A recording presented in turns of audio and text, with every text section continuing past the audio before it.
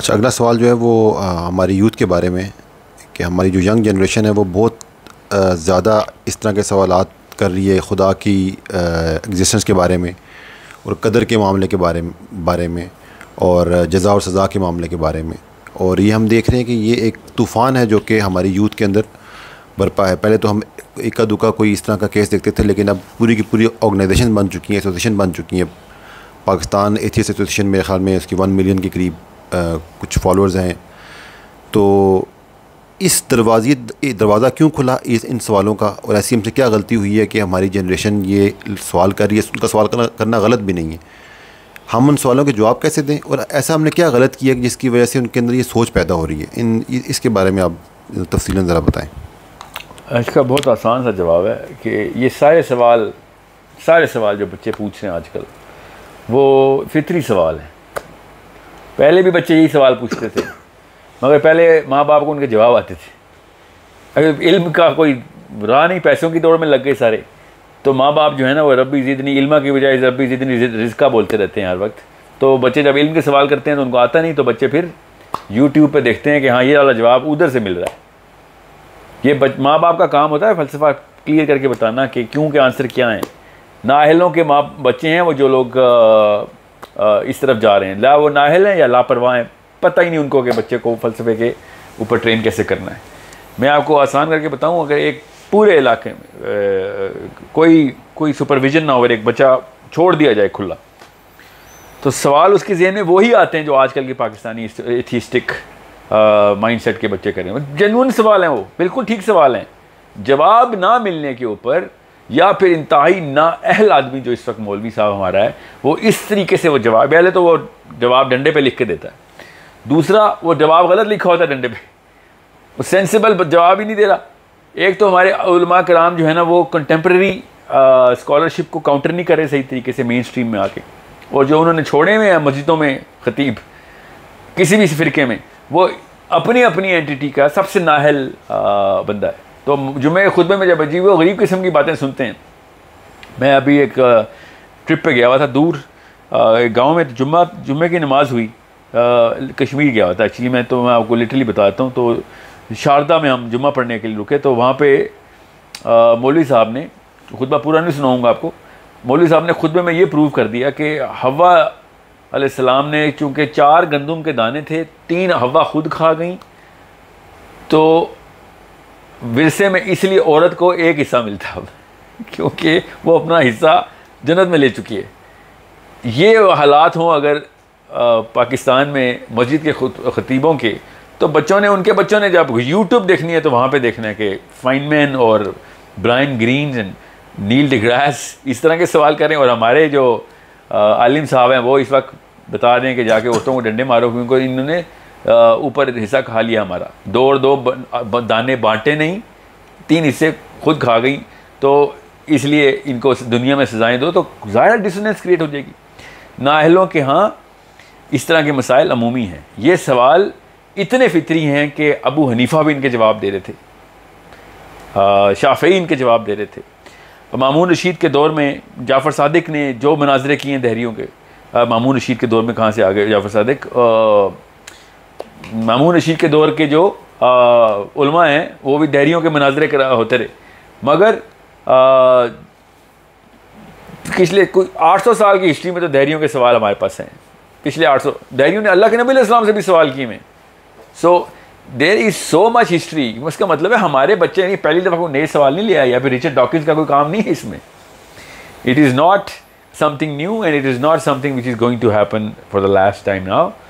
ये हमारे institution of the मस्जिद is weak, institution of the house is even weaker. That's why माँ बाप बिल्कुल बस लड़की की रोटी गोल पकानी आ गई है तो शादी की क्वालिफ़िकेशन है, लड़के ने अगर 20,000 रुपये 50,000 रुपये तनख्वाह लेनी शुरू कर दी तो शादी की क्वालिफ़िकेशन है। तो शादी इस तरह के क्वालिफ़िकेशन पे होगी तो बच्चे फिर पाकिस्तान एथिस्टिक एसोसिएशन के फाउंडर ही बनेंगे। अच्छा, ये बात तो आपकी समझ में आ गई कि ये सवाल अज़ल शुरू से ही लोगों के ज़हन में आते रहे हैं, हज़ूर सल्लल्लाहु अलैहि वसल्लम के दौर में भी थे। लेकिन मेरे सवाल का दूसरा ऐसा था कि हम इसको कैसे रोक सकते हैं। एक तो ये तरीकाकार हो सकता है कि इन सवालों के लॉजिकल, इब्राहिम के दौर में भी थे जी। एक तो ये तरीकाकार हो सकता है कि हम सब लोगों को इंटेलेक्चुअली सेटिस्फाई करें, ठीक है, लेकिन उसमें एक मसला ये है कि एक शख्स के जहन में, जो कि सोचने वाले जहन, जारी बात है, जो सवाल करते हैं सोचने वाले जहन होते हैं, कोई अमूमी सतह के इस तरह के लोग नहीं होते, सोचते हैं तो ये सवाल करते हैं। वो सवाल भी करता है, लेकिन उसको फिर ऐसा प्लेटफॉर्म भी मिल जाता है जिसके ज़रिए वो उन लोगों को जिनके जहन में ये सवाल नहीं होते, उनके दिमाग में भी सवाल डाल देता है। अब ये उनकी जो स्ट्रेंथ में इजाफा हो गया, ठीक है, क्योंकि वो जिस तरह के आपने कहते हैं हायरार्की में जो ज़्यादातर लोग होते हैं वो फॉलो करते हैं। तो अगर आप दहरियत को प्रमोट करेंगे या एथिज़म को प्रमोट करेंगे तो सोच कहेंगे हाँ सवाल तो ठीक है भाई, अल्लाह ताला ने क्यों बनाया, जज़ा सज़ा क्यों है, कदर का मामला क्यों है। अब वो फिर एक किस्म का सूडो एथियस्ट बन जाता है। तो इसको रोकने के लिए क्या हमें उन सबको इंटेलेक्चुअली सेटिस्फाई करना चाहिए, या मेरे ज़हन में जो दूसरी बात आती है कि अल्लाह ताला ने दीन इस्लाम को कायम करने की बात की है, तो जब अगर एक जगह पे रियासत में इस्लाम कायम होगा तो कम से कम वहाँ पर इन लोगों को प्रोपोगेट करने की इजाज़त, उनको जवाब दें जो सवाल करने वाला है, लेकिन उनको दहरियत फैलाने की इजाज़त ना मिले। तो इसको रोकने का सही तरीका क्या है, या पैरेलल में दोनों काम करने, intellectual satisfaction, logical argument, Quran के रेफरेंसेस, ठीक है, दलील, या दूसरा काम साथ ये भी होना चाहिए कि ये कम से कम प्रमोट तो ना कर सके ना इस फाल्स अकीदे को, आवाम को भटकाएं ना। बात दुरुस्त की आपने कि दीन नाफिज तो करना पड़ेगा, ये मामला खुद ही ख़त्म हो जाएगा दीन नाफिज हो तो। मगर हमारे पास एंड ऑफ टाइम्स की हदीस मौजूद हैं, हमने अभी अगले कुछ सालों तक तो कुछ दीन नाफिज करने का मामला नहीं नज़र आता। तो जो रही बात बाकी का जो हायरार्किकल मैट्रिक्स है, वो प्रोपेगेंडा ये फैलाई ये रहा है, तो ज़ाहिर है फिर हम तक पहुँचेगा तो आगे से कोई रोकथाम के भी कोई वो नहीं है। इतनी आसान सी बात है कि अगर एक पाकिस्तान में या इवन मक्का के अंदर बैठ के भी एक एथिस्ट अपनी प्रोपेगेंडा करना चाहता है तो वो कर सकता है सोशल मीडिया पे। Nobody can stop him technically. Political enforcement होगी तो वो कोई प्रॉक्सी लगा के किसी और VPN के थ्रू, किसी इंटरनेशनल वेबसाइट के थ्रू या चैनल के थ्रू चला लेगा अपना काम। So it is not something that is a mistake on we can just pin to somebody in particular.